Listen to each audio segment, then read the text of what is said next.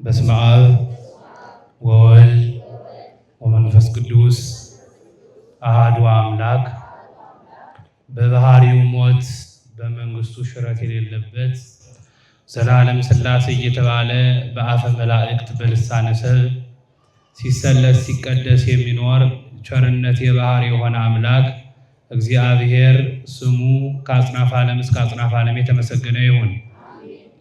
አትለይምና እናቱ እናታችን ቅድስተ ቅዱሳን ንጽሕተ ንጹሐን ወላዲተ አምላክ የእርሷም ስም የተመሰገነ ይሁን።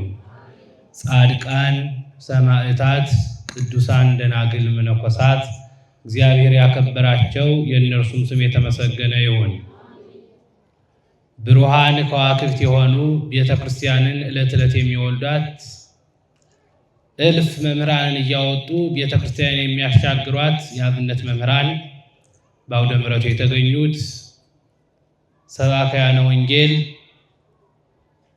እግዚአብሔር ምዕመናንን የሚያይባቸው ምዕመናን እግዚአብሔርን የሚያዩበት ዓይኖች አይንተ እግዚአብሔር ካህናት በቤተ ክርስቲያን ውስጥ ለተልእኮ የሚፋጠኑ ላይካነ ምስጢር ዲያቆናት የቤተ ክርስቲያን ብሩህ ከዋክብት የሆኑ ዕለት ዕለት የሚያስጌጧት የመካነ ሰማዕት ቅዱስ ቂርቆስ ቤተ ክርስቲያን ሰንበት ትምህርት ቤት ተማሪዎች እንዲሁም 3 ጊዜ ነው መሰለኝ የተዘመረው አይደል? 3ቱንም የዘመሩልን ዘማሪያን እግዚአብሔር አምላክ ለነሱ ቃሎት ያሰማልን። ከሩቅም ከቅርብም የመጣችሁ ምዕመናን እንደምን ዋላችሁ?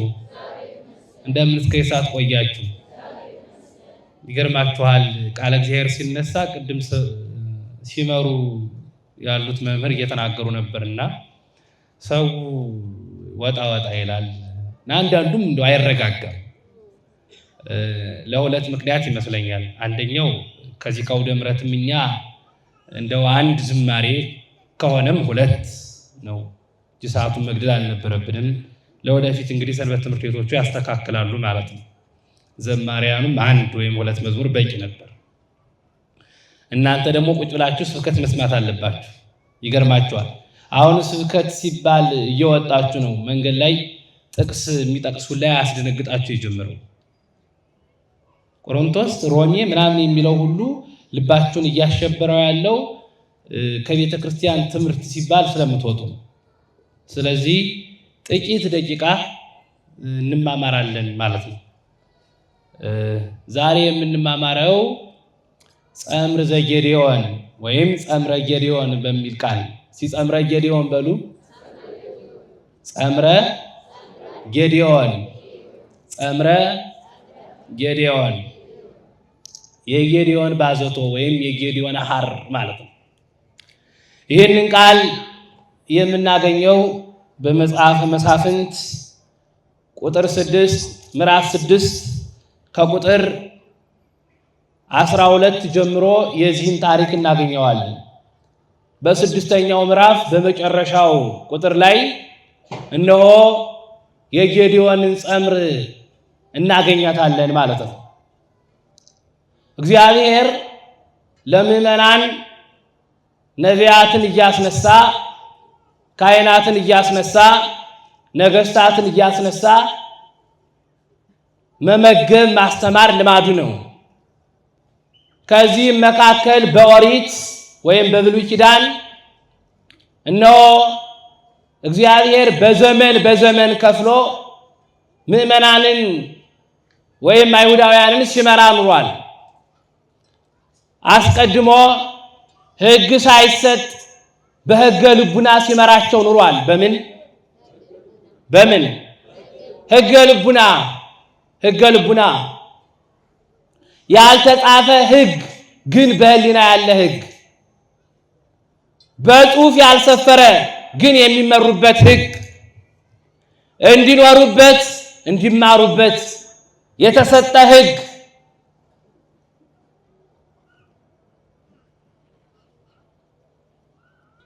ሊቁ እንዲህ ይላል። የጽሑፍ ሕግ ወይም መጽሐፍ የመጣው እምድረ ተአድወተ ሕግ ሕግን ከተላለፍን በኋላ ነው ይላል። እግዚአብሔር ለአዳም ለሔዋን ኋላም ለእነ አብርሃም የተጻፈ ሕግ እንካችሁ ብሎ አልሰጠም። በልቡናቸው ግን የሚመሩበትን ጽፏል። መስዋዕቱን ይሰዉ ነበረ፣ ይመሩ ነበረ፣ ይኖሩ ነበረ ከእግዚአብሔር ጋር። ሳይጻፍላቸው ከእግዚአብሔር ጋር ተገናኝተው ኑረዋል። ምን ሳይደረግላቸው? እኛ ደግሞ ተጽፎልን ተብራርቶልን ተነግሮል ተተርጉሞ አሁን እንግዲህ የመጽሐፉ መምህር እዚህ አውደ ምሕረቱ ላይ አሉ። አሁን እንዲህ ያሉ ሊቃውንትን የደብሩም ስብከተ ወንጌል ኃላፊ አሉ። ቀርባችሁ ብትጠይቋቸው ለአንዱ ቃል 5 6 ተርጉመው ይነግሯቸዋል። ተርጉመው ይህ ማለት እንዲህ ነው፣ ይህ ሲቀና እንዲህ ይመስላል። ሲቀና ታውቃላችሁ? መቅናት ታውቃላችሁ ወይ? መቅናት በእናንተ አማርኛ መቀናናት ነው አይደል? ነው አይደለም? ነው። የትርጓሜ ባህል ነው። አዙሮ መቅጠም፣ ማቅናት፣ መተው፣ ለሁለተኛው ሰጥቶ መተርጎም፣ አድሎ መተርጎም የትርጓሜ ባህል ነው ይሄ። እንዲህ አድርገው ተርጉመው ያስተምራሉ። ከጽሑፍ በበለጠ ሰዎች መጽሐፍ ሆነው ነበረ። ዛሬ ደግሞ የቤተ ክርስቲያን መምህራን አይምሯቸው መጽሐፍ ነው። በመጽሐፍ ያለውን ብትጠይቋቸው ከመጽሐፉ ጋር እኩል ቃል በቃል እናንተ በመጽሐፍ እያላችሁ ትሳሳቱ ይሆናል። እነሱ በቃላቸው እያሉ ግን አይሳሳቱ። ይህ የቤተ ክርስቲያን ልልናዋ ነው። ይገርማቸዋል። እና እግዚአብሔር እንዲህ እያደረገ በሕገ ልቡና ይመራቸው ነበረ። ወደፊት እንገስግስ። ከዚያ በእነ ሙሴ ዘመን ደግሞ እነሆ የተጻፈ ሕግ ሰጣቸው። ምን ያለ ሕግ? የተጻፈ አትስረቅ፣ አታመንዝር፣ ከኔ በቀር ሌላ አምላክ አታምልክ፣ በጓደኛ ላይ በሐሰት አትመስክር፣ የባልንጀራህን ነገር አትውደድ እያለ ጽፎ ሰጣቸው። በልቡናቸው ጽላት የቀረጸውን በድንጋይ ጽላት ቀርጾ ሰጣቸው።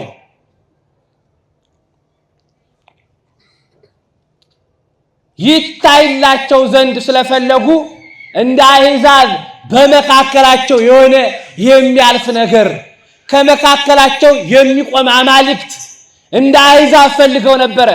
በጎ አለና እግዚአብሔር እንግዳ መቅደስ ስሩልኝ በመካከላቸው አድራለሁ አለ። አሁን በፊት በመካከላቸው የማያድር ሆኖ አይደለም፣ በፍላጎታቸው ልክ ሲገለጥላቸው ነው ያነጋግራቸው የነበረ። ይገርማቸዋል። እየመራ በደመና መርሆሙ መዓልተ በደመና ወኩሎ ሌሊተ በብርሃነ እሳት፣ ቀን ቀን በአምደ ደመና በግራ በቀኝ በታች በላይ በፊት በኋላ አድርጎ ሰባተኛውን ደመና ከፊት እየነቀለ መሬቱን እያስተካከለ እየዳመጠ የሚሄድ በዚህ ሊቃውንቱ ደመና ያለውን የብሉይ ኪዳን መተርጉማን ደመናስ መንገድ አያስተካክልም መልአክ ነው ብለው ተርጉመውታል። እንዲህ እያረገ ይመራቸው ነበረ። እንዲህ እያረገ ግን በመካከላቸው የሆነ ነገር እንደው ዝም ብሎ ፈለጉ። መልካም እና የፈለጉትን ፍላጎት እግዚአብሔር ሊሰጣቸው በሙሴ አድሮ ያንን ሕግ ሊሰጥ በተራራ ላይ ሳለ ሙሴ ማለት ነው አሮንን ጠሩ። አሮን ግበር ለና አማልክተ እለ ይጸብሑ ጸረነ ወለ ያውሩ ቅድሜነ፣ እንደ አሕዛብ በፊታችን የሚሄዱ አማልክት ቅረጽልን። ተመልከቱ የሰው ክፋቱ ይገርማቸዋል። እስራኤላውያን እንደው አይጣ ላይ አድርስ የሚባሉ ሰዎች ነበሩ። ይገርማቸዋል። ከደመና እየበሉ አንዳንድ ቀን ውሃ መይወለ እግዚአብሔርን ያሙት ነበረ። አሁን እኮ እንደው ይሄ ቅርብ ስለሆነ ነው፣ ደመናው ቅርብ ስለሆነ ነው እንጂ እግዚአብሔርን ይክልሉ እግዚአብሔር ሰሪያ ማድ በገዳም።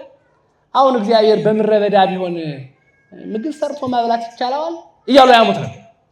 አውርዶም ውስጥ ተቆላ ታራ ሲሆን እያወረደ በዚያ ያበላቸዋል የፈለጉትን። ልክ በበሉ ጊዜ ወእንዘ አዲ መብልዖሙ ውስተ አፍሆሙ ወመጽአ መቅሰፍተ እግዚአብሔር ላዕሌሆሙ የሚበሉት ምግብ ባፋቸው እንዳለ ነዘርባብ እየተነሳ ይፈጃቸው ነበር። ዕለቱን በሺህ የሚቆጠሩ ሰዎች ተቀጥረዋል። ሙሴ የምኞት መቃብር ብሎ ጠርሶታል። አሁን ይገርማችኋል። አንዳንድ ጊዜ እኮ የምንመኘውን ነገር ሁሉ አናውቅም። እግዚአብሔር ትልቅ ነገር አድርጎልን በጥቂት ነገር አንተነዋል። መና ከደመና አውርዶ ያበላን ጌታ ዛሬስ እንደው ስጋ ነበር ያማረን። እንደው መኑ ማብላለ ስጋ ነው። ደግሞ አንዳንድ ጊዜ መናው እኮ ከቅርብ ስለሆነ ነው እንጂ ቢርቅ ደመናው አይመግብም እግዚአብሔር ብሎት ነበር። አሁን እንዲህ ብለናል እኮ ይገርማችኋል። በህመማችን ጊዜ 40 50 60 70 ዘመን በጤና ያኖረውን ጌታ በ3 ቀን ራስ ምታት አንተነዋል። ሁሉን የሰጠ ጌታ እግዚአብሔር ሁሉ ንጉሠ ሁሉ የሚባል ሁሉን ያደረገ ጌታ ይገርማችኋል። የ2000 ብር ንግድ ያለፈን ቀን አማረነዋል። ኧረ አንዳንድ ጊዜማ በታመምን ቁጥር ከመናፍቃኑ አዳራሽ ሁሉ ገስግሰን እናውቃለን። እግዚአብሔርን እስከ ራስ ምታት ድረስ ብቻ የወደድነው ሰዎች አለን። እንደ እስራኤላውያን ያስቸገርን ሰዎች አለን። ያስቸገርን ዝም ብሎ የሚታይ ነገር ብቻ የምንፈልግ የሚታይ ነገር እግዚአብሔርን ከልቦናችን አሽቀንጥረን ጥለነው እናውቃለን። ጥለነዋል እንጂ ብዙዎቻችን ሁሉን እየረሳን ነው። ምን ያደርግን ነው? እየረሳን ምስጋና በሚያስፈልገው ቀኖች ሁሉ ይገርማችኋል ምስጋና ነፍገነዋል እግዚአብሔር። እስቲ መለስ ብላችሁ አስቡት። ይገርማችኋል ትናንትና እኮ የጸለያችሁትን ጸሎት እግዚአብሔር ሰምቷችሁ እግዚአብሔር በፈለጋችሁት ቦታ ላይ ነው ዛሬ ያቆማችሁ። የብዙዎቻችን ጸሎት ተሰምቶ በጸሎታችን ቦታ ላይ ነው የቆምነው። ከቤተ መቅደሱ ብንጀምር ትናንትና አባቶቻችን ይገርማችኋል ልብሰ ተኩኖውን ለብሰው ማይጠንቱን ይዘው ሲያጥሩ ያዩ ገና ደቀ መዛሙርት ሆነን ልጆች ሳለን እንደው እንደዚህ ሆኜ እንደው አንድ ቀን ባደርኩ ያልን ሆነናል። ካባ ለብሰው ሻሽ ጠምጥመው ከቤተ መቅደሱ ማይሌቱን ሲያሳምሩ ሲያድሩ በአብይ ጾም ድጓውን ሲቆሙ በከመ ያፈቅሩ ጊዜ ቅኔ ሲያረጉ ያየናቸውን አባቶች ተመኝተናቸው እግዚአብሔር ጸሎታችንን ሰምቶ እንደነሱ እንደው ምስጢር መናገር ያቅተን ግን ልማችንን ሰምቷል። በዓለሙ ብናየው ጎበዝ ተማሪ መሆን እፈልጋለሁ ያለው ጎበዝ ተማሪ ሆኗል። በጣም ጥሩ ነጋዴ ነው መሆን ያለብኝ ያለው በጥቂት ነገር ጀምሮ ብዙ አትርፏል። ግን ዛሬም ወሐመዩ ወለእግዚአብሔር ዛሬም ያማዋል። እግዚአብሔር ዛሬም ያማዋል። አዲስ አበባ ገብቼ መኖር ነው የምፈልገው ብሎ የነበረው ሰው አዲስ አበባ ገብቶ ነው ያለው። ወሐመዩ ወለእግዚአብሔር ዛሬም ግን እግዚአብሔርን አምቶታል። ስለቱ በደረሰለት ልክ በምስጋናው ቁጥር ሐሜቱ ተከትሏል። አጠፋው ሐሜቱ ሆኗል። በጌታችን የሚሄዱ አማልክት ስራልን አሉ። አይ ወርቃቸውን ተቀበለ። ሐሳባቸውን እሱ አይደለም ወደፊት እየገሰገሰ እንደዚህ ያደረጉ ያንን ሰብሮ ጣለው እና እግዚአብሔር ለእስራኤላውያን ከሙሴ ጀምሮ መስፍን አስነሳላቸው። ከማን ከሙሴ አንስቶ እስከ ሳሙኤል ድረስ ይቆጥራል። ከዚያ ከሳኦል አንስቶ ደግሞ እስከ ዘሩባቤል ድረስ ከዚያም ከፍ ብሎ እንዳተረጓጎሙ እንደብሉ ይላል ይቆጠራል። እንግዲህ ሲቆጠር ከዚህ መካከል 16 ወይም አንደውጥተው 17 መሳፍንት ተነስተዋል። እነ ሙሴ እነ ኢያሱ እነ ቶና እነ ጎቶልያ ከሴቶች ሁሉ ተነስተዋል። ከዚህ መካከል አንደኛው ማን ነው? የትምህርታችን ርዕስ ነበር። የጌዲዮን ምን ጸምር። ማን ነው አንደኛው? እንዲያ ነው ጌዲዮን ይባላል። ማን ይባላል? ጌዲዮን። ጌዲዮን ማለት ይላሉ የብሉይ ኪዳን መተርጎማን ኃያል ጽኑ ማለት ነው ይላል። ኃያል ማለት ነው። በግብር ትርጓሜ የገብተው ነው። እንዴት ኃያል እንደሆነ ትምህርቱን ሰምታችሁ ትመሰክራላችሁ። እግዚአብሔርን እስራኤላውያን ባህር ከፍሎ ደመና ጋርዶ ያወጣቸውን እግዚአብሔርን ረሱት። ምን አረጉት? ወገብሩ ደቂቀ እስራኤል እኩየ በቅድመ እግዚአብሔር ይላል። ልክ ብቻ መጽሐፈ መሳፍንት ከቁጥር ምዕራፍ 6 ከቁጥር 1 ላይ የእስራኤል ሰዎች በእግዚአብሔር ፊት ክፉ ነገርን አደረጉ።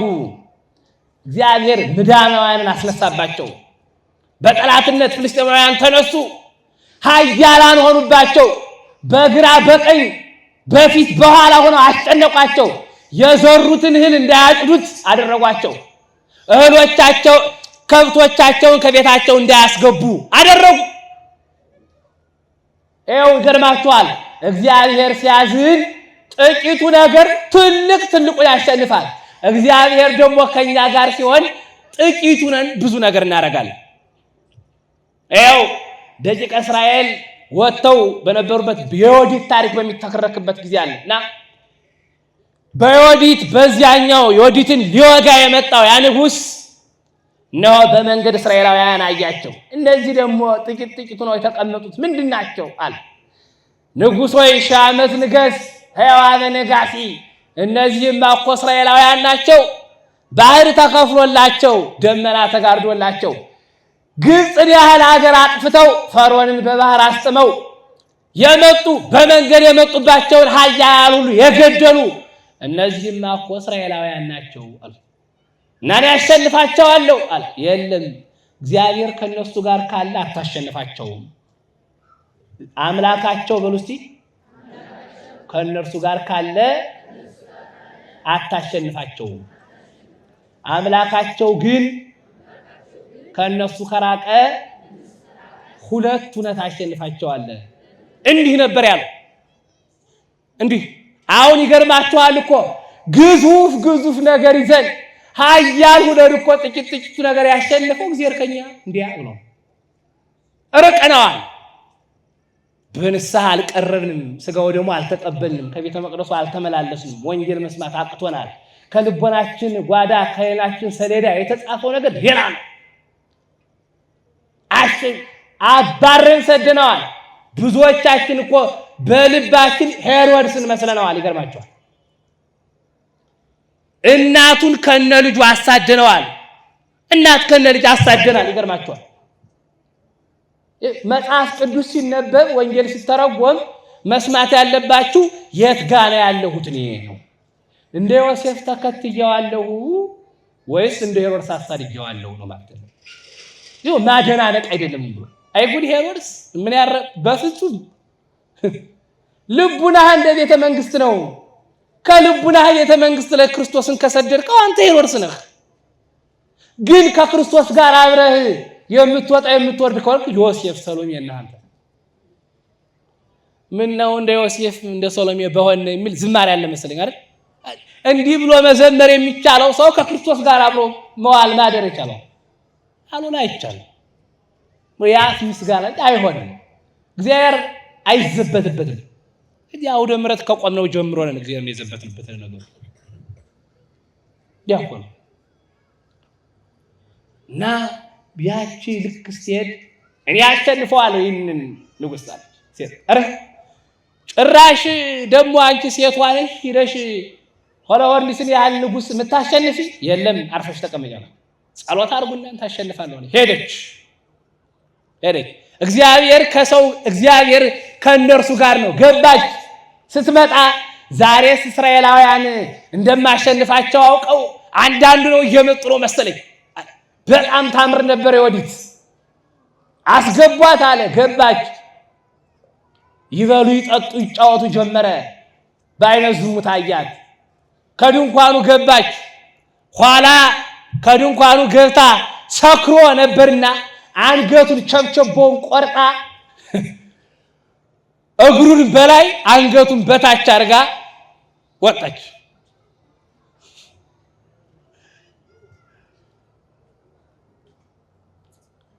ወጣችና ንጉሥ እንዳትቀሰቅሱ ይብሏል ብላ ሄደች። ቸብቸቦን ይዛ ወጣች። ሄደች እስራኤላውያን ጋርና ያንን የሚታበይ ንጉሥ ገድየዋለሁ። ጭራሽ አንቺ ረሽ ደግሞ እሱን ንጉሥ ብትገዩ ማን አድርሶሽ ንጉሥ አጠገባው ገድየዋለሁ። ንጉሡን የሚያውቅ ሰው ነበርና ቸብቸቦውን ቆርጣ ስታየው ኧረ እውነትም የንጉሡ ራስ ነው ይሄ አለ። እስራኤላውያን ጉረኛ ቢጤ ነበሩ። ፊት እኮ ሲፈሩ ነበር።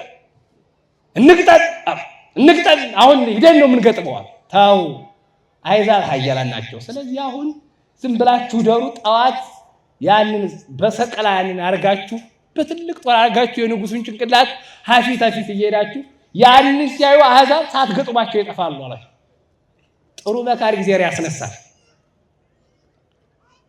ጥሩ መካሪ ካለ ትዳር ይሰምራል፣ ሀገር ትመራለች፣ የቤተ ክርስቲያን ሊቃውንት ሰላም ይሆናሉ። አሁን ይገርማችኋል፣ ጓዳውን ጎድጓዳውን ሀገሩን ሁሉ የሚያምሰው ክፉ መካሪ ነው። ክፉ መካሪ ነው። ክፉ መካሪ እንደዚህ እንደ አኪጦፌል ያለ መካሪ አለ። እንደ አኪጦፌል ያለ በዳዊት ላይ ነው ያለው። እና ያንን በላይ አድርገው ሲሄዱ አይዛብ ራሳቸው ሸሽተው ሄዱ። እንኳን ሊዋጉ አምላካቸው ከማን ጋር ስለሆነ እግዚአብሔርን ረሱ። በጌዲዮን ጊዜ 7 ዓመት ተቀጥቅጠው ተገዙ። 7 ዓመት ኋላ ግን ልክ ቁጥር 12 ላይ እግዚአብሔር ደግሞ አይጨክንም። ስለዚህ መልአክ ተገለጸለት። ጌዲዮን ተደብቆ እህሉን እየወቃ ነው። ምን እያደረገ ነው? ቀስ ረሃብ ለክፉ በረሃብ መቼስ ሰው እኮ እየሞተም ይበላል አይደል? ነው አይደለም? ይበላል። ሰው የሚሞተው ጭራሽ ከምግቡላ ሲቀር እርግጥ ይሞታል። አሁን ሰው አፉ ራሱ መብላት በካቴተር ተተክቶለት በዚህ በግሉኮስ ምናምን ይበላል። ያ መብል እኮ ነው። ግን ለመብላት መሞት የለበትም። አሁን አህያ ወድቃ ብታዩት እያቃሰተች በዚህ ሳር ካለ ትነጫለች። አሁን ሰው እንዲሁ ነው አልገርማችሁ። ስለ መብላት ነው የሚያስበው። ጠዋትም ማታም ስለ ምግብ ነው የሚያስበው። አሁን ጠዋት ሲነሳ ቁርስ ይበላል። ቁርስ ሲበላ ምሳ የት ልበላ ነው እያለ እያሰበ ነው የሚበላው። እና ምሳ ሰዓት እንገናኝ፣ ምሳ እንበላለን፣ ችግር የለውም፣ ምሳ እንገናኛለን። 4 ሰዓት አካባቢ መስሪያ ቤት መከራችን እኮ ነው ያየነው። ይገርማችኋል። የቁርስ ሰዓት አለ እንዴ! 2 ሰዓት ገብቶ 4 ሰዓት ቁርስ የሚወጣው ምንድነው ሰውዬው? እና ይገርማችኋል። የእህሉ ኃይል የጠፋ ይመስለኛል። የምኑ ኃይል?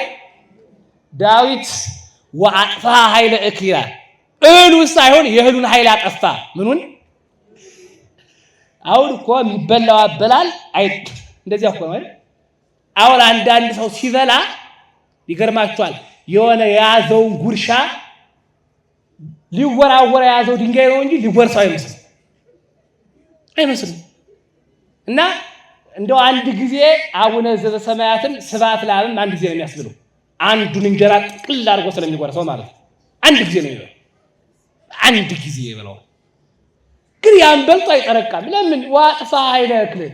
በፊት ኩርባን እንጀራ በልቶ ይጠግብ የነበረው 2 እንጀራ በልቶ ሊጠግብ አልቻለም። እግዚአብሔር የእህልን ኃይል አጥፍቷል። አሁን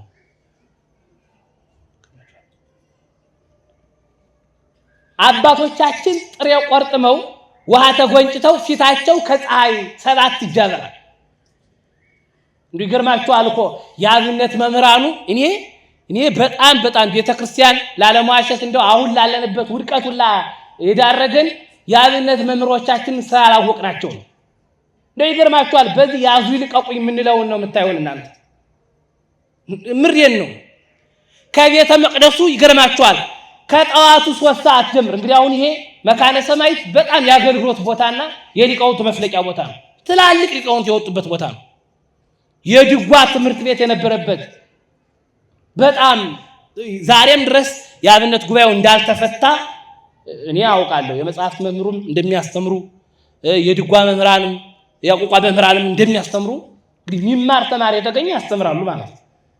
ቦታውም የወጣቶች ቦታ ስለሆነ እርግጥ ይማራሉ። እና የአብነት መምህራን ይገርማቸዋል። ጠዋት እንግዲህ አሁን ክብረ በዓሉ ሲሆን ማህቱ የሚባል አለ። ጠዋት 12 ሰዓት ጀምረው ከዛ ዋዜማ ይቀጥላሉ እና ምን ሰዓት እንደሚያርፉ ኋላ 12 ሰዓት ማይሌት ይጀምራሉ። እንደዚያ ብለው ጥቂት ነው የሚቀምሱት። በማግስቱ ብሉ ብትሏቸው አይ አንበላም። ጠዋት 3 ሰዓት መጥቶ እስከ 6 ሰዓት ያዙ ልቀቁኝ ሲለዋል ሲበላ ነው የሚውለው። አይጣል እኮ ነው እንዲህ አይነት ነገር። እግዚአብሔር ይሄንን ኃይል ሲያጠፋ እንዲህ ነው። በረከት ላላቸው ሰዎች ጥሬ ቆልጥመው ውሃ ጠጥተው ፊታቸው እንዲያበራ ሰውነታቸው እንዲሞላ ያደርጋል። እነዚያን ደግሞ ብዙ በልተው ከስተሃል እንደው ይንጌታ ፊትን እኮ በላለሁ ምን እንደሆነ ምን እንደሚወስደው ይበላል። ምንም የሚል በስመ አብ ጭምር ስለማይል የሆነ ነገር ይጠጋዋል። ተረተረት አይደለም የነገርኳቸው። ስትበሉ በስመ አብ በሉ። የትም ቦታ በስመ አብ ወልድ ወመንፈስ ቅዱስ ብላችሁ ብሉ። ጥቂቱን የሚያበዛ አምላክ እና ይሄንን ኃይል ያጠፋ ነው። ቅድም እንዳልኳቸው 4 ሰዓት ኋላ 6 ሰዓት አካባቢ ምሳ ይበላል። ደግሞ 8 ሰዓት አካባቢ ደግሞ የሻይ ሰዓት ይወጣል። ልባችሁ እንዳይፈለዳ በቀን 15 ሻይ ይጠጣችሁ። ኋላ 10 ሰዓት መክሰስ ብሎ ይበላል። እስከሚሄድ መንገድ ላይ ምን ችብሱንም ሲበላ ይቆያል። ምንም አያርፍም እኮ ጥርሱ ራሱ። 2 ሰዓት ደግሞ ይበላል እራት። እግዚአብሔርን ያልፈራ ሰው ሌሊት ተነስቶ ይበላል። ሌሊት በደረቅ ሌሊት ኳኳኳ ሲያረግ ታዩታላችሁ። አይጥ ነው የሚመስል በጣም እኮ ይገርማል። እና በጦርነት ጊዜ መቼም ሆድ ጊዜ አይሰጥምና እህል ይወቃ ነበር። ጌዲዮን ምን ያደርግ ነበር? ጦርነቱን እያያችሁት ነው። የጦርነት አደፋውን እያያችሁት ነው አይደል? ተመልከቱ። ትናንትና ጦር ሲገጥሙ አይዟችሁ አይዟችሁ ስትሉ የነበሩ ሰዎች ሁሉ ዛሬ ሲራቡ ካጠገብ መቆም አቅቷቸዋል። ጦርነት በተገጠመባቸው ቦታዎች ሁሉ ረሃብ ገጥሟል።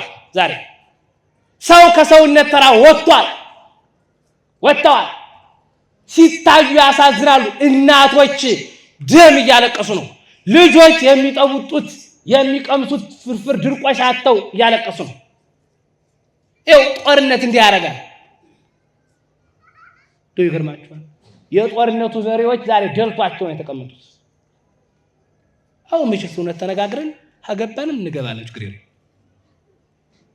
እና ጦርን አይዟችሁ በርቱ አትበሉ። ተው ሰላም መፍጠር ነው ያለባችሁ። በሚዲያም ያላችሁ ሰዎች የምትሰሙ ሰዎች መቼስ ቤተክርስቲያን ዛሬ ማን ሰው ብሏት አይደል? ስለዚህ እንደው ንምርዴን ነው ሰላም ይኑራችሁ። የክፎችን ምክር አትስሙ። በረሃብ ጊዜ ደረሰ የለም። በረሃባችሁ ጊዜ ደረሰ የለም። ቤተሰቦቻችን ሲጎዱ ዛሬ ቤተሰቦቻችን በህይወት ይኑሩ ይሙቱ አናውቅ። መች ሞተው እንደሚያልቁ አናውቅ። እና እግዚአብሔርን ረስተነዋል። እኛ ሁሉ እንዲህ ያለው መከራ የሚያዘንብብን ጭምር ወረሱ እግዚአብሔር ረስተውት ነበረ። ኋላ ለጌዲዮን ተገለጠለት መልአክ። ከዚያ ጌዲዮን እግዚአብሔር ካንተ ጋር ነው አለ። አይ በሰው አምሳል ነበር የተገለጸለትና መልካም እንዳልከው ይሁንልኝ፣ ነገር ግን አለ ወመሰ እግዚአብሔር ሀለወ ምስሌነ፣ ለመሆኑ እግዚአብሔር ከኛ ጋር ከሆነ ለምን ተረከበተነ ኩላ እኪት፣ ይህ ሁላ መከራ ለምን ደረሰብን አለ። እስቲ ይሄ ሁሉ መከራ በሉ ለምን ደረሰብን ጠይቁ። የዕለት ጥያቄያችሁ ይሁን፣ ሁልጊዜ ጠይቁ። ይሄ ሁሉ መከራ ለምን ደረሰብኝ? ይሄ ሁሉ ፈተና ለምን እፈተናለሁኝ? ለምን ሀገር በዚህ ፈተና ወደቀች? ስለምን ቤተክርስቲያን እንዲህ ብላ በሞገዱ ትማታለች? ለምን ጠይቁ መልሱን ታገኙታል። ሁሉም ከሊቅ እስከ ደቂቅ ከአውደ ምሕረት ካለው ሰው ጀምሮ ቁጭ ብሎ እስከሚያዳምጠው ምዕመን ድረስ ይጠይቅን ጥያቄ መልሱን ያገኘዋል። ለምን ታውደቀን እግዚአብሔር ውስጥ ኢደ ኢሎፍሊ ብለው ጠይቀው ያውቃሉ እስራኤላውያን። ለምንድን ነው እግዚአብሔር በኢሎፍላውያን ይጣል? ለምን ተረከበተነ ኩላኪት? ይህ ሁሉ መከራ ለምን ደረሰብን? ከግብጽ ያወጣን የታደገን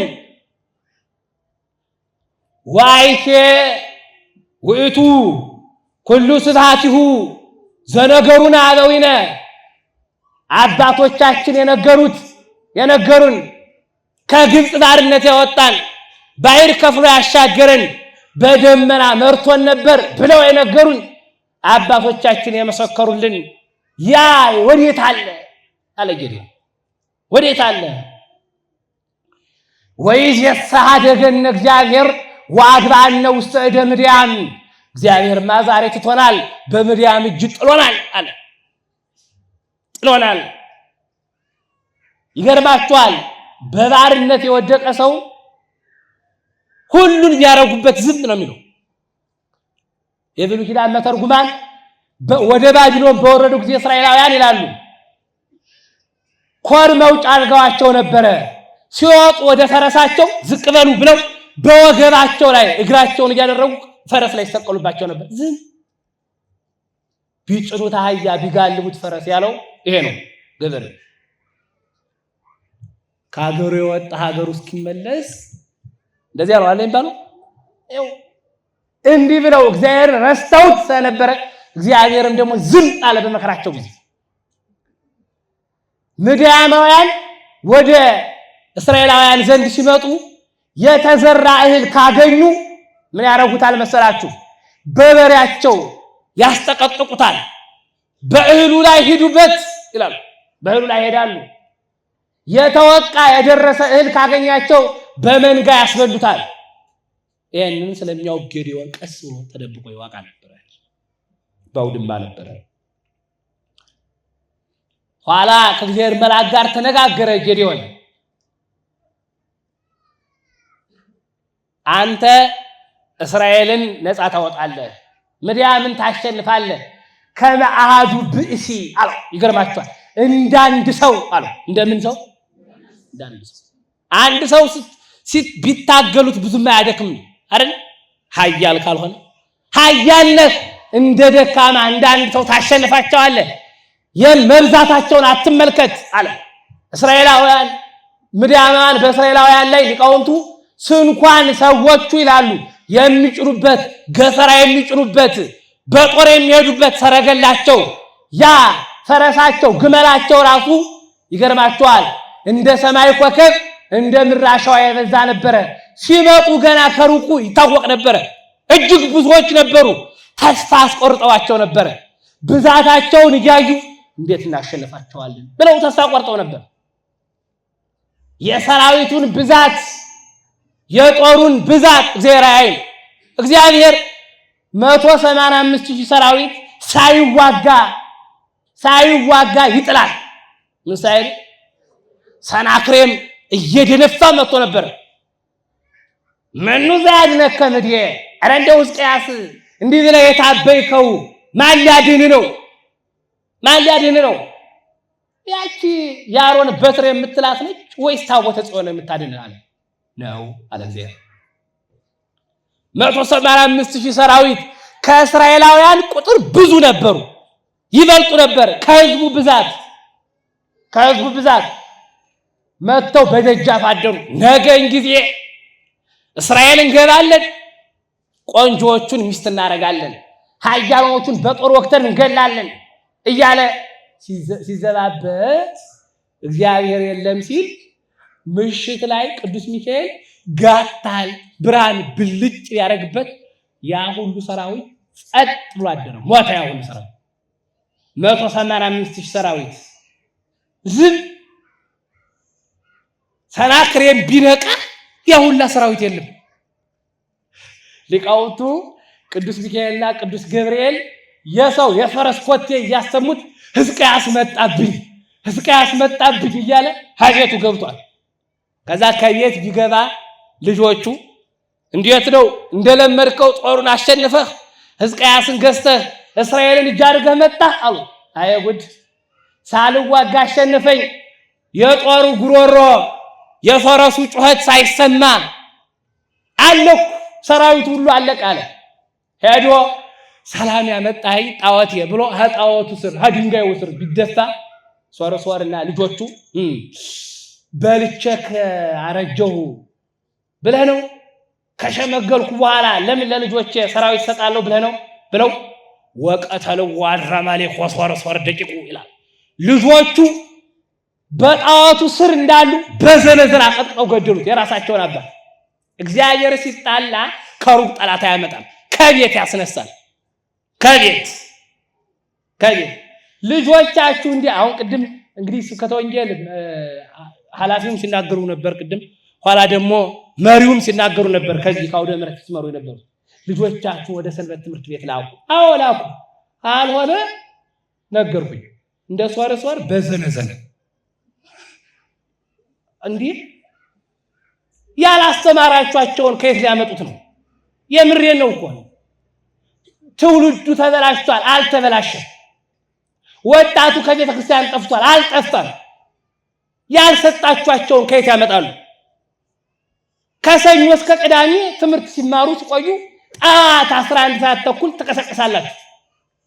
እሑድ ሲተኙ ይተኙ። ታዲያ ረፍታቸው ነው ችግር ይተኙ እንዲህ እና ያልተማሩትን ቃል እግዚአብሔር ያልኖሩትን ሕይወት ከየት ያመጡታል? መጥቶ አይጫንም እኮ ዝም ብሎ እንዲህ። ልጆቻችሁን ከቤተ ክርስቲያን አምጧቸው። ሰንበት ትምህርት ቤት አትሄድም ወይ? የአብነት ትምህርት አትማርም ወይ በሏቸው። ካስተማራችኋቸው እንዳስተማራችኋቸው ነው ታገኟቸዋላችሁ። ካልሆነ ግን አይቻልም። ብላችሁ እንደ ውሻ አታሳድጓቸው። እንደምን እምሬን ነው። የሚበላ ብቻ አትስጡ። የሚበላ አሁን ሰው እንደዚህ እንደ ልጆቹን እንደ ፈረንጅ ውሻ ነው የሚያደርጋቸው። መመገብ ብቻ ነው። ፈረንጆቹ አይታችኋቸዋል። ለውሾቻቸው እኮ ልብሱን ላይ ያለብሳሉ። የአንገት ሐብል ሁሉ ያደርጉላቸዋል። በወርቅ በዳይመንድ የሚሰራ እኮ ነው። ለልጆቻችሁ ቁሳዊ ነገር ብቻ አይደለም መስጠት፣ መንፈሳዊ ነገር አውርሷቸው። እንደ ጌዲዮን ያሉ ልጆች ይሆናሉ። እንደማን አልሆነ እንደ ሰናክሬም ያሉ ልጆች ይሆናሉ ማለት። ከዚያ እግዚአብሔር ታሸንፋለህ ብለዋል አሉ። እግዚአብሔር ታሸንፋለህ ካለኝማ መስዋዕት ልሰዋለ። መስዋዕት ሰዋ። እግዚአብሔር መስዋዕቱን ተቀበለለት። ከዚያ እሺ የመጨረሻ ጥያቄ ልጠይቃል። እንደማሸንፍ በምን አውቃለሁ? ከእግዚአብሔር እንደሆናል። እሺ የፈለከውን ጠይቃል። ጸምር ልዘርጋ ሐር ባዘቶ ይለዋል። ያንን ልዘርጋ ከመሬት እግዚአብሔር በሐሯ ላይ በዚያች ላይ ብቻ ዝናብ ያዝንብ፣ በመሬቱ ላይ አያዝንብ አለ። ይሁንልህ አለው። በሐሩ ላይ ዝናቡ ዘነበ፣ ጠል ወረደበት። ከዚያ መሬቱ ደረቅ ሆነ። መልአኩ ጭመቀው አለው። ያንን ጨመቀው፣ ሞላ፣ አይገን ሞላ።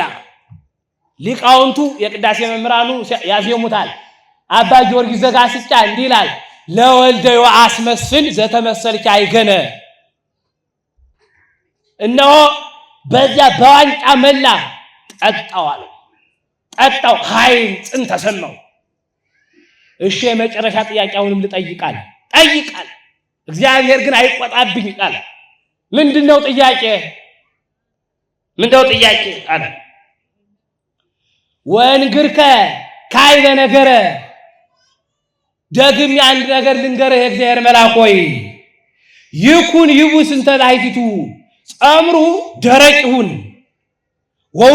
ወውስተ ኩሉ ምድር ይረር ጠል፣ በመሬቱ ላይ ግን ጠል ይውረድበት አለ። ይሁንልህ አለ። ከጸምሩ ላይ ከዚያች ከዘረጋ ጨርቅ ላይ ሐሯ ላይ ዝናቡ ጠል ሳይወርድ ቀረ። ጠል ሳይሆንበት ቀረ። ያ ግን በዙሪያው ያለው ግን ጠል ወረደበት። ሊቃውንቱ ይሄንን ጸምር የእስራኤላውያን ምሳሌ፣ የምን ምሳሌ? አሁን እንግዲህ ሰሞኑን የነቢያት ትንቢት ነው የሚሰበከው። የምን ትንቢት ነው? ለምንድን ነው መሰላችሁ? ስብከት አሁን እንግዲህ ከታኅሳስ 7 ጀምሮ በማሕሌቱ የሚነገረው ቃል ራሱ ኦሪት ነው። እነ ቅዱስ ያሬድ ብርሃነ ዓለም ቅዱስ ያሬድ አዘጋጅቶት ያን ድጓውን ሊቃውንቱ አስማምተው ከታኅሳስ 7 አንስተው ኦሪት ነው የሚና አሁን በብርሃንም በኖላዊ ጥቅል ስሙ ስብከት ነው የሚባለው። ጥቅል ስሙ ኋላ እነ ልደት እነ ናዝሬት ይመጣሉ። ዘመን አላቸው። ይኸውል በድጓው አለ ዘመን ኋላ ነው የሚመጣው። እና በዚህ ወቅት ኦሪት እንዲህ ይላል እንደውም ቅዱስ ያሬድ ኦሪት መርሃ ኮነተነ እስከ ትመጽእ ሐዳስ ሕግ ይላል። አዲሲቱ ሕግ ወንጌል እስከምትመጣ ድረስ ኦሪት መሪ ሆነችን ይላል። እና ኦሪቱ ይሰበካል፣ ይተረጎማል። መኑ ውእቱ ዝንቱ እያሉ እነ ሰሎሞን የተናገሩት እነ ኢሳይያስን ይቤ ብእሲ መካ ዘይወፅም ኤዶም በትንቢተ ኢሳይያስ ምዕራፍ 63 ላይ ያ ወይን ረግጦ የወጣ የመሰለ ልብሱ በወይን የረጠበ የመሰለ ቀይ የለበሰ ዘይለብስ ቀይሃ ቀይ ልብስን የለበሰ በዚያ ይመስሉታል። ጸምረ ጌዴዎን የእመቤታችን የጌታ ምሳሌ ነው። ለጊዜው ግን በዚያ በጸምሩ ላይ ጠሉ ወርዷል፣ በመሬቱ ላይ አልወረደም። ጸምር የእስራኤላውያን ምሳሌ በዙሪያው ጠል ሳይወርድ በዚያች በጸምሯ ላይ ዝናብ እንደመውረድ ጠል እንደመውረዱ ረድኤተ እግዚአብሔር ከእስራኤላውያን ጋር የመሆኑ አይሁድ አሕዛብን የመተው ምሳሌ። ኋላ ደግሞ ድጋሚ በጸምር ላይ ሳይወርድ በዙሪያው መውረዱ ጠል የመቅሰፍተ እግዚአብሔር ምሳሌ። በዙሪያው ወርዶ በዚያ በጸምሩ ላይ እንዳልወረደ መቅሰፍተ እግዚአብሔር የእግዚአብሔር ቁጣ በእስራኤላውያን ሳይነካ በዚያ የመውረዱ ብዙውን አጥፍቶ ጥቂቱን እስራኤል መጠበቁ ምሳሌ ነው። ጠበቃቸው፣ እንዲያርጎ ጠበቃቸው። ይህ ለጊዜው ምሳሌ ነው። ለፍጻሜው ጸምር የተባለች ድንግል ማርያም ነች። ማነች? እዚህ ለመድረስ ነው ይላሉ በተርጉማ። የትንቢት ሰሞን ስለሆነ ይሄንን እንድንማረው ብዬ ነው። ጸምር ዘጌዴዎን ይላል ሊቁ አባ ሕርያቆስ በቅዳሴው የጌዴዎን ጸምር አንቺ ነሽ ይላል። ኋላ ደግሞ አባ ጊዮርጊስ ዘጋስጫ በዚህ በመጽሐፈ አርጋኖን ጸምር ዘጌዴዎን ትትመሰል በማርያም ድንግል እንተይር እስመ ይረከባ ነፍኒፈ ዝናብ ይላል። የዝናቡ ጠብታ ጠሉ አልወረደባትምና ያቺ ጸምር በድንግል ማርያም ትመሰላለች። በዙሪያው ያሉት የአንስት ወይም የሴቶች ምሳሌ በጸምሩ ላይ ጠሉ እንደወረደ ኢየሱስ ክርስቶስ ከሌሎች ሴቶች ያለመወለዱ ከድንግል ማርያም የመወለዱ ምሳሌ ከድንግል ማርያም ነው የተወለደው። ከማን ነው? የለም። አሁን ይገርማችኋል። በየጊዜው ክርስቶስ መጣ እንደዚህ ነው ምናምን የሚለው ውሸት ነው። ይሄንን መቼ ለእናንተ አልሰብካችሁ ታውቁታላችሁ። በዙሪያው ደግሞ ወርዶ ጸምሪቱን ያችን ዝናብ ሳይነካት መቅረቱ ዘርአ ብእሲ ሌሎቹ የወለዱት በምንድን ነው? በወንድ ዘር ነው። በምንድን ነው? በወንድ ዘር ነው። እመቤታችን ግን እንበለ ዘርአ ብእሲ ካለ ወንድ ዘር ወልዳለች። ሊቃውንቱ ከመትኩን መራሒተ ለሃይማኖት አባይ ቅዱስ ዮሐንስ አፈወርቅ ነው ለሃይማኖት ምሳሌ ትሆን ዘንድ እንዲህ ሆኗል። ይገርማችኋል። እመቤታችን ድንግል ናት፣ እናት ናት። ምንድን ናት?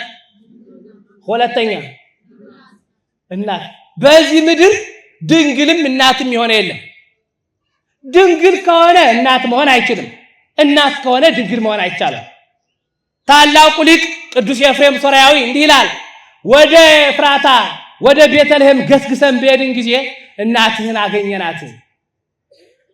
ድንግል ብቻ ናት እንዳንል አንተን ወልዳ አየናት። የለም እናት ብቻ ናት እንዳንል ድንግል ሆና አገኘናት። ድንግል ወለደቶ ለፈጣሪሃ ድንግል ፈጣሪዋን ወለደችው ምንዋን ያ ኢየሱስ ክርስቶስ ከሁለት አካል አንድ አካል ከሁለት ባህሪ አንድ ባህሪ የሆነ በተዋህዶ የከበረ አምላክ ነው። አምላክም ሰውም ነው። ምንድነው? አምላክ ወሰብ እሷ እናትም ድንግልም እንደምትባል እሱ አምላክ ሰው ይባላል። አምላክ ሰው ይባላል። ኋላ እንዲህ ብሎ ኃይል ተሰማው፣ ወጣ፣ ነጋሪት መታ፣ እንቢልታውን አስነገረ። እስራኤላውያን ተሰበሰቡ። ከአራቱ አቅጣጫ መጡ እስራኤላውያን።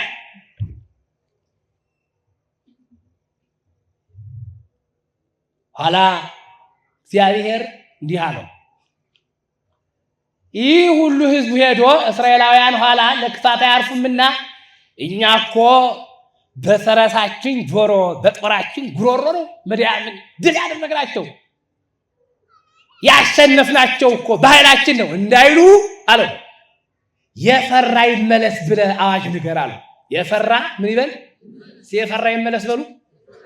የፈራ ይመለስ ብለህ ተናገር አለ። አዋጅ እንደነገረ የፈራ ሰው ካለ ለይግባ ድሬሁ ወደ ኋላው ይመለስ አላቸው። ወደ ኋላቸው ከ32,000 ሰራዊት መካከል 22,000 እስራኤል ተመለሰ። 10,000 እስራኤላውያን ቀሩ። 10,000 ሰው።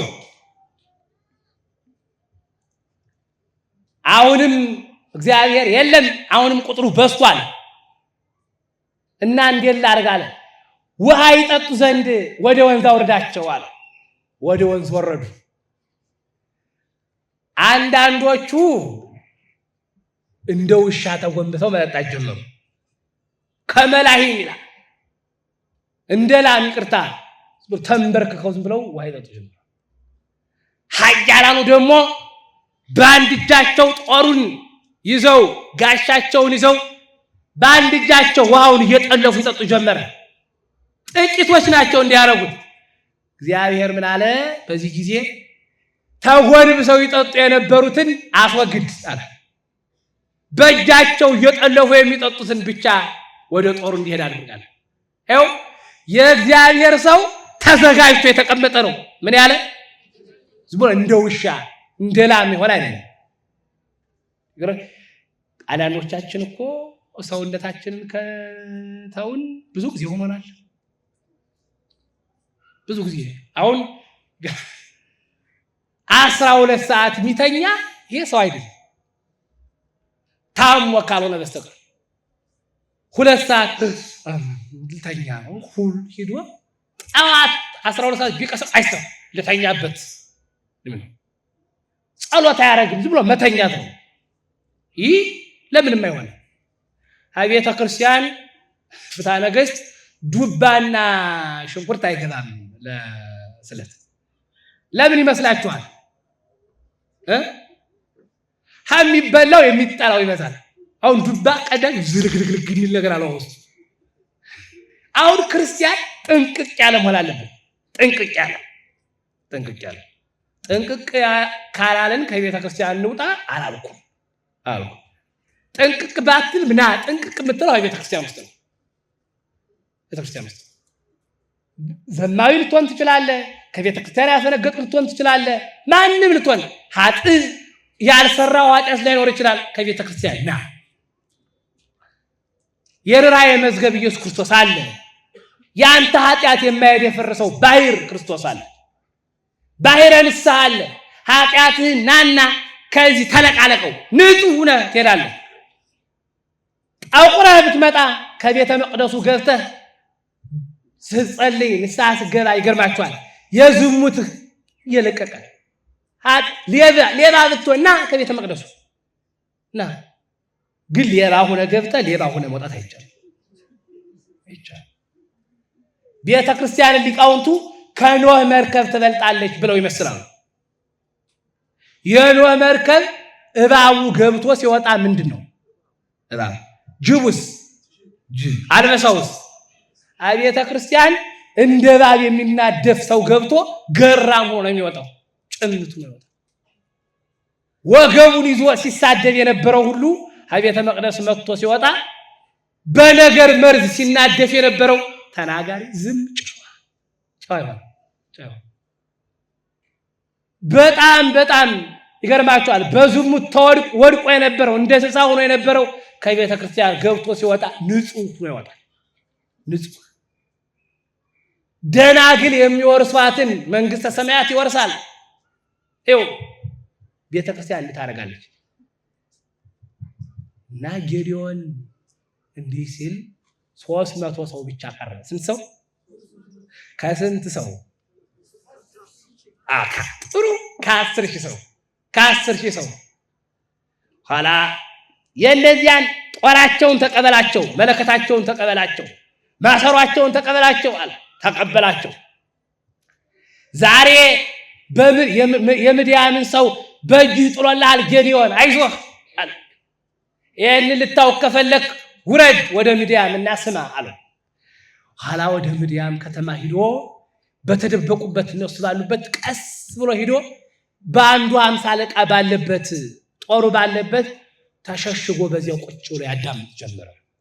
አንድ ሰው ተኝቶ ነበር። በቃና ለጓደኛው ይነግረው ጀመረ። ጓደኛዬ ዛሬስ ግሩም ህልም አየሁ አለ። ምን አይነት ህልም አየህ አለ። ወእሬኢ ህብስተ ሰገም ታንኮረኮር፣ እነሆ የገብስ ጥርሾ ጥቂት ቂጣ ማለት ነው። ያቺ ስትወርድ አየኋት። ውስተ ትዕይንተ ምድያም፣ ወደ ምድያም ወደ ከተማችን ስትገባ አየኋት። ወቀተለታ ወገፍተአታ ዋውደቀታ ለምድያም፣ ምድያምን ድል ስትነሳት አየሁ አለ። ቁጭ ብሎ የሰማ የነበረው ሰው አይ ገብስ የተናቀ ነው፣ ጌዲዮን የናቀው ሰው ነው፣ ጌዲዮን ምድያምን ሊያሸንፋት ነው መሰለኝ አለው። የዚህን ጊዜ ምስጋናውን አቀረበ ለእግዚአብሔር። ወሰገደ በቅድመ ገጹ፣ ክብር ይግባ አለና ቶሎ ሄደ ወደ እስራኤላውያን ሄደና ዛሬ ምድያም በእጃችን ወድቀዋል፣ ተነሱ አለ። እኔ እንደማረገው ታረጋላችሁ አለ። ለሶስት ከፈላቸው። ከዚያ ኃይል ዘእግዚአብሔር ኩናት ዘጌዲዮን፣ ኃይል የእግዚአብሔር ነው፣ ጦር በጌዲዮን እጅ የተያዘ ነው አለና ያንን መብራቱን አብርተው ነጋሪቱ መለከቱን እየነፉ ሲገቡ ኃይል ዘእግዚአብሔር ኩናት ዘጌዲዮን፣ እስቲ ኃይል በሉ። ዘእግዚአብሔር ኩናት ዘጌዲዮን፣ ኃይል የእግዚአብሔር ነው፣ ኃይል ጦር የጌዲዮን አለ። ልክ ያንን ይዘው ሲመጡ ምድያማውያን ፈጁን። ዛሬ እስራኤላውያን ብለው ብድግ ብለው አንዱ ምድያም ከፊት ለፊቱ ሲቆም ያንን እስራኤላውያን መስሎ ይገለዋል። ሞተ እውር ሞቱ። እርስ በርሳቸው ጌዲዮን ጦር ሳይሰብቅባቸው፣ ጦር ሳይወረውርባቸው፣ ቀስ ሳይሰብቅባቸው ሞቱ። እርስ በርሳቸው ተላለቁ። በስንት ሰው? በ300 ሰው። በስንት ሰው? እግዚአብሔር ትልቅ አይፈልግም። ብዙ ነገር አይደለም፣ ጥቂት ነገር። ስንት ነገር? ጥቂት። ምን? ጥቂት ነገር። ጥቂት። አሁን ይገርማችኋል። እንደው ቅዱስ ቂርቆስ አሁን እንደው ታሪኩ ሲነገር አይገርማችሁም? እንደው በጣም ነው የሚገርመው። እኔ ምሬድ እኮ ነው። በከተማው ያለ ሕፃን ፈልጉ ታል እየሉጣ ከፊት ለፊቱ ቀርባ ስገጂ እንኳን እኔ ቀርቶ ሕፃን ልጅ ቢመጣ ራሱ አይሰግድልህም ማለት። ሁሉም ልጆቻቸውን ደብቀው ነበርና ቅዱስ ቂርቆስ ተገኘ፣ ተወሰደ። አንተ ሰው እንዴት ደስ ይላል መልክህ፣ ደስ የምትል ነህ አለ። አይ ለረሲዓን ሳልወቱ ፍስሐ ይላል። ለዝንጎች እግዚአብሔርን ለማያውቁ ሰዎች ደስታ የላቸውም ይባላል። እውነት ነው። እኔ ክርስቲያን ነኝ፣ በክርስቶስ የማምን ስለሆንኩ ሁልጊዜ ደስ ነው የሚለኝ። አንተ ግን ምንም ደስታ የለብህ አለው። ማንን? አይጣል እኮ ነው። የ3 ዓመት ልጅ እግዚአብሔር ምንድን ነው የሚፈልገው? ጥቂት በሉ እስቲ። የ3 ዓመት ልጅ ሄደና ንጉሱን ደነገጠ። ምንድን ነው ይሄ? ኋላ ኢየሉጣ ራሱ ፈራ ብላ ነበረ። ድምፅ አለ ጽህርት ከመነጎድጓደ ክረምት ይላል። ውሃው ሲፈላ ውሃው እንዴት ነው? አሁን ይሄ ድምፅ አለው አይደለ? ያ ይገርባቸዋል ሊቃውንቱ የሐምሌ ገብርኤል በቅኔ ቤት ከሐምሌ 19 ጀምሮ ነጎድጓድ ያስነግራል። አሁን ዝም ብዬ የነገርኳችሁ መንገር ምን ማለት ነው ራሱ ማስረዳት ረጅም ጊዜ ነው። መቀኘት ነው ልትሽ ተግባብተናል አይደለም? ቤተክርስቲያኑ ቋንቋ ስለማታውቁት ጀምሮ እና ነጎድጓድ ነው። ፈራች ሕፃን መርሃ ኮና ለእሙ ሕፃኑ እጁን ይዞ የተፍሪሽም እንዴ እናቴ አትፍሪ አለ። አትፍሪ። እግዚአብሔር ምን ነገር ይፈልጋል? ጥቂት ነገር። በ300 ሰው ሀገር አሸነፉ። በአራቱ አቅጣጫ የመጡ ፈረሳቸው ገፈራ የሚጭኑበት ግመላቸው እንዳሸዋ የበዛላቸውን ምድያምን ጸጥ አደረገ። ማን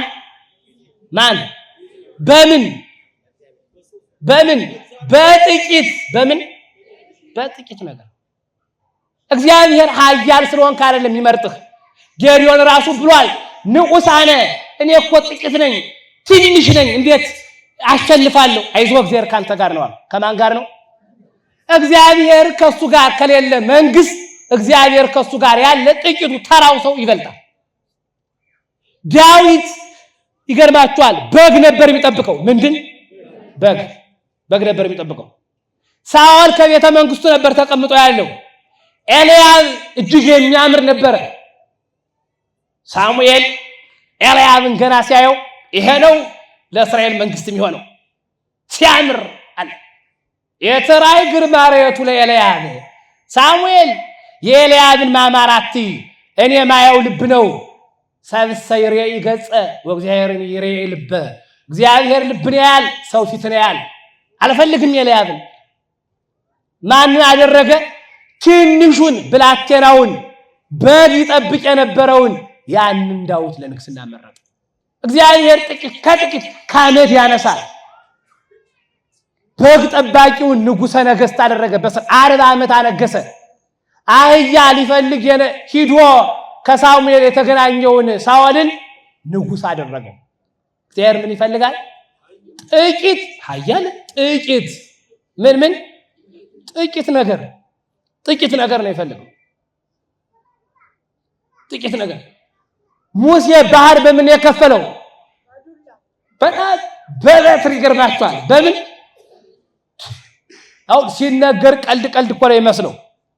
ወኮነ ይገር ውሃው አረፍት በይምን ወአረፍት በጽግም በግራ በቀኝ ሊቃውንቱ አረፍት ማለት ይገርማቸዋል የሚሰጠው ለዚህ ለግንቡ ነው። ለግ አረፍተ ጥቅም ሲል ይገኛል። ያ ግን ምን እንደ ግንብ ሆነላቸው ቀጥ እንደዚህ በምን ግሩም እኮ ነው። ውሃውን በምን ምታው ውሃው ተከፈለ። እግዚአብሔር በምን ያሸንፋል? በጥቂት ነገር ያሸንፋል። ከማን ጋር ሲሆን? ሰው ከእግዚአብሔር ጋር። እንግዲህ አሁን ይገርማችኋል ሀብታም ባትሆን ገንዘብህ እንደምራሿ ቢበዛ የምትበላበት ነገር ሐቂስህም ባይኖር በጣም አዋቂ ሰው ባትሆንም እግዚአብሔር ካንተ ጋር ከሆነ ግን ሁሉን ታሸንፋለህ። ምን ታደርጋለህ? ኃይል በሚሰጠኝ በክርስቶስ ሁሉን እችላለሁ ይላል ቅዱስ ጳውሎስ። ሁሉን በዛ አካለኒ በሚያስችለኝ በማን? በጌታ። ስለዚህ ደስታችሁ በክርስቶስ ይሁን። ጥቂት ነገር ቢኖራችሁ ወደ ቤተ ክርስቲያን አምጡት፣ ይበዛል፣ ይመጣል። አብዙ ንጉሠ ነገሥት የተባለውን ሰፍቶ ገኖ የነበረውን ከአራት አቅጣጫ መጥቶ የወጋ የነበረውን ምድያምን ያሸነፉ በ300 ሰው። በምን ሰው ነው? እግዚአብሔር ጥቂት ነገራችን ይቀበልን። ሰዓት ወስብሐት ለእግዚአብሔር።